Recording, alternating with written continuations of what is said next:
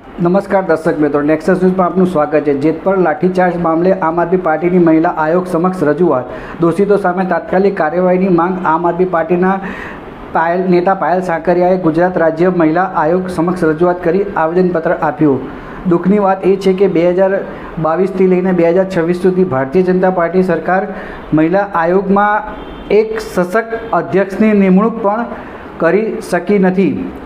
ભારતીય જનતા પાર્ટીના નેતાઓ મહિલાઓની સુરક્ષા અને સશક્તિકરણની માત્ર વાતો કરે છે, પરંતુ વાસ્તવિકતા કંઈક અલગ છે। જેતપુરની ઘટનામાં જવાબદાર લોકો સામે તાત્કાલિક પગલાં લેવામાં અને યોગ્ય કાર્યવાહી કરવાની માંગ કરવામાં આવી।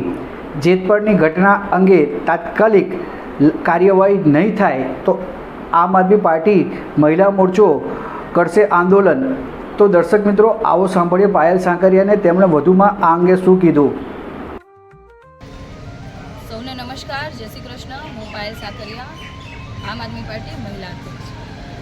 આજે ગાંધીનગર અને અમદાવાદના મહિલા ઉપાધ્યક્ષો સાથે આજે અમે મહિલા આયોગમાં આવ્યા હતા, કારણ કે જે પ્રમાણે જેતપુર ગામે જે ખેડૂતો મહિલાઓ સાથે લાઠીચાર્જ કરવામાં આવ્યો, શારીરિક હિંસા પહોંચાડવામાં આવી અને આટલી દુઃખદ ઘટના બાદ પણ મહિલા આયોગ ચૂપ છે, મૌન રીતે જોઈ રહ્યું છે, ત્યારે આજે અમે એમને આવેદન આપવા માટે આવ્યા હતા કે ગુજરાતભરની મહિલાઓ અસુરક્ષિત અનુભવે છે। જ્યારે વિધાનસભાના આંકડાઓ બહાર આવતા હોય ત્યારે ખૂબ દુઃખ થતું હોય છે અને એ જોઈને ખૂબ આવનારા સમયની અંદર ખૂબ મોટો ભયનો માહોલ ઊભો થશે મહિલાઓની અંદર।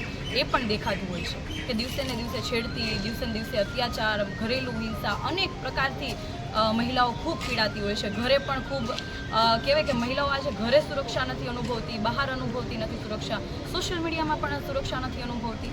તો આટલી બધી અસલામતીની વચ્ચે જ્યારે મહિલાઓ ખૂબ જોશ સાથે, ઉત્સાહ સાથે પોતાના હક માટે, જ્યારે મહિલા ખેડૂતો પોતાના ખેતરો બચાવવા માટે જ્યારે આંદોલન ઉપર આવે છે, ગાંધીજીના માર્ગે આંદોલન કરે છે, તો ત્યારે એમના ઉપર હિંસા કરવામાં આવે છે, એમને લાઠીચાર્જ કરવામાં આવે છે। આનાથી શું તંત્ર શું સંદેશ આપવા માંગે છે?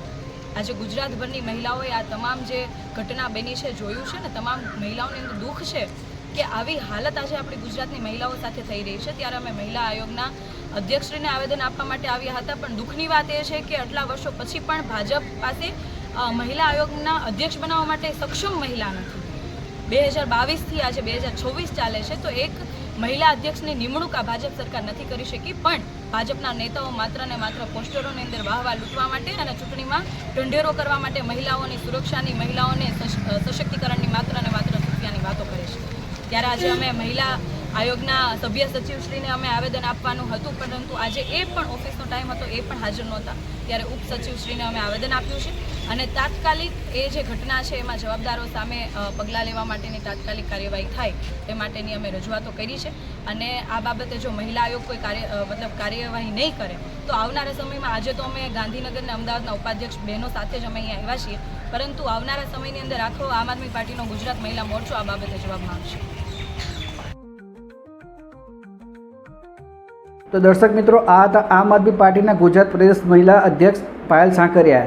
તેમણે પોતાની જેતપુરને લઈને એમને પોતાની માંગણી આવેદન સ્વરૂપે એમણે ગુજરાત રાજ્ય મહિલા આયોગને આવેદનપત્ર આપ્યું હતું। તો દર્શક મિત્રો, આવા સમાચાર જોવા માટે આપ અમારી ચેનલ લાઇક કરો, શેર કરો, સબસ્ક્રાઈબ કરો। અને જો દર્શક મિત્રો તમે અમારા અહેવાલને ફેસબુક પેજ પર જોઈ રહ્યા છો તો તમે અમારા ફેસબુક પેજને ફોલો કરો, ઇન્સ્ટાગ્રામ પર જોઈ રહ્યા છો તો તમે અમારા ઇન્સ્ટાગ્રામ પેજને ફોલો કરો।